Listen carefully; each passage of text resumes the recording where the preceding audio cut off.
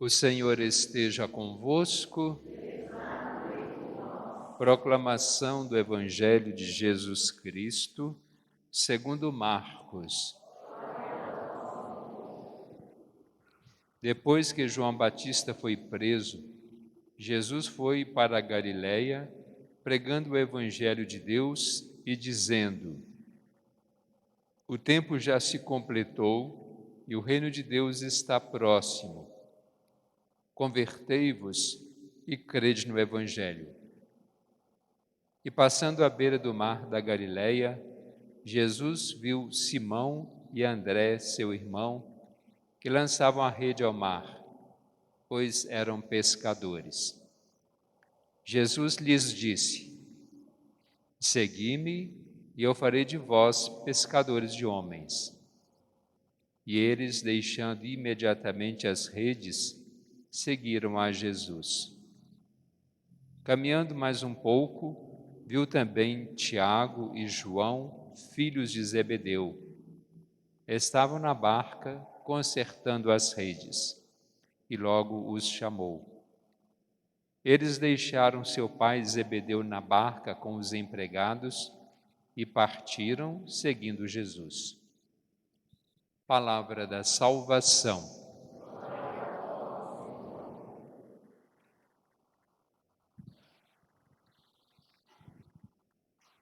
Nós começamos hoje um novo tempo litúrgico, dentro do ano litúrgico, na verdade, começa no domingo do batismo de Jesus, que foi ontem, mas é claro que a solenidade tem precedência, então hoje nós já começamos esse tempo e vamos até a quarta-feira de cinzas, quando se inicia a quaresma, tempo de preparação também para o grande momento da paixão e morte, ressurreição, na Semana Santa.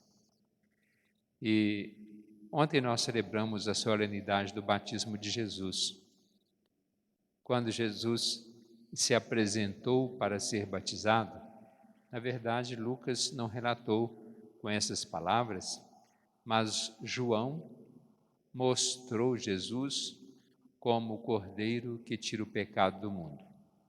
O Evangelho de hoje é o de Marcos, então fala que João, ele pregava.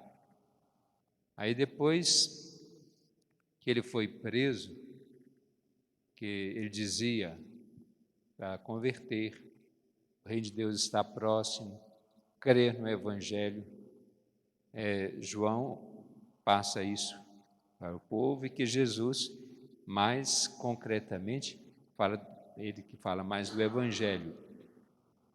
Mas a conversão deve ser um ato contínuo. Crer no Evangelho não é simplesmente nós acharmos belas as passagens, as palavras, mas crer significa adesão, entrega. É a gente estar vivendo aquilo em que nós dizemos crer. Eu posso até ter o chamado uma crença, que se a gente analisar, vem, a palavra é a mesma, é a mesma origem, mas na prática é diferente. O crer mesmo é a gente estar ali de corpo e alma dentro do que nós estamos vivenciando. E se nós cremos no Evangelho, nós precisamos nos entregar totalmente a Ele. O Evangelho, que é a boa nova, é o próprio Jesus, que Ele veio com boa notícia. Porque quando se fala em pregar o Evangelho, é pregar o próprio Jesus para os outros. Porque nós não precisamos só ficar preocupados nas palavras que estão escritas, é claro, sim, é a palavra de Deus, mas é o próprio Jesus que está ali, é Ele próprio. E nós temos como missão, como batizados, pregar o Evangelho. Ainda não chegamos num ponto que seria ideal. E isso se dá passo a passo, e que aí vem essa palavra da conversão. Conversão não é apenas mudança de religião, em que muitas vezes mudar de religião é simplesmente como se troca de roupa. está com a roupa limpa, não gostei dessa, vou com essa outra, e tem hora a gente testa 2, 3, 4 peças de roupa e acaba não vestindo em uma quinta, sexta. E se a gente vai só mudando de religião e falar que é conversão, não tem tanto sentido. Mas, assim, eu visto essa roupa porque ela encaixa direitinho para hoje, para atividade que eu vou, seja uma prática esportiva, seja para uma reunião, e que a gente se sente bem, que aquilo vai me realizar. E a religião apenas é muito pouco. A religião é um caminho que nos leva até Deus. Mas a conversão é mudar de vida. Às vezes a gente faz algumas palavras que não estão tão à altura, mas pode ser que faltem palavras adequadas. Mas, às vezes eu digo assim, hoje eu tenho que ser melhor do que ontem. Amanhã eu tenho que ser melhor do que hoje. E assim, cada dia é melhor que o dia anterior. Pronto. Ser melhor.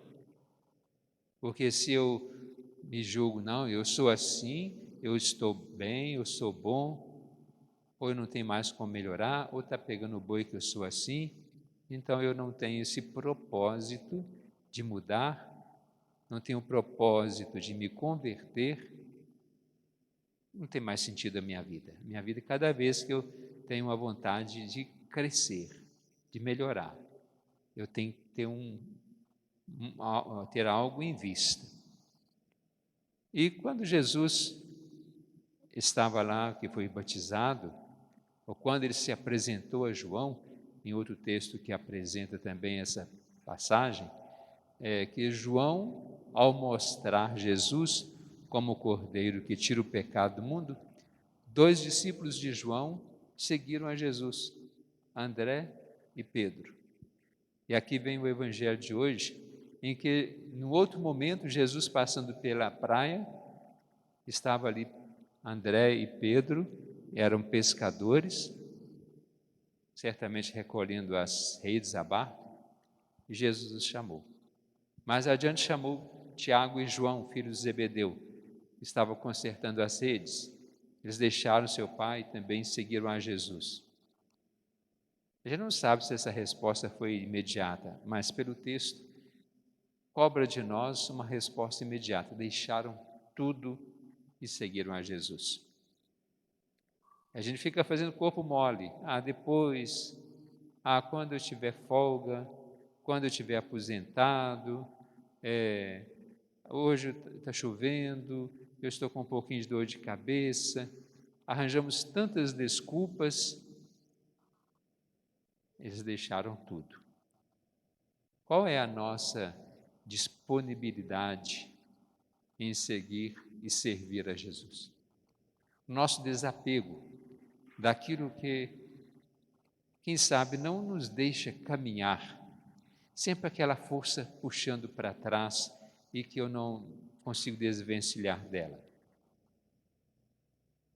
Se nós seguimos a Jesus, é claro, é exigente, não é só acompanhando uma pessoa que a gente admira, fala, eu sou fã dessa pessoa, mas é exigente. Jesus fala que tem que tomar a cruz, renunciar e tomar a cruz para o seguir. Será que nós estamos dispostos a ter esse desapego daquilo que nos impede de o seguir? Na primeira leitura, nós começamos hoje o livro de Samuel.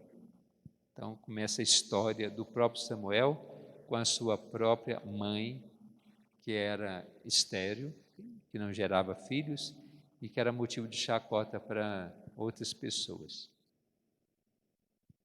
Por que não tinha filho? Nem todas as mulheres têm filhos. Aí o próprio marido já tenta consolar, eu não sou mais do que se você tivesse 10 filhos. A gente sabe, certamente, a mulher que muito ama o seu marido, claro que ela dedica a sua vida, por ter filho não deixa de amar, mas aí, quem é mulher, quem é mãe, sabe muito mais do que a gente, né?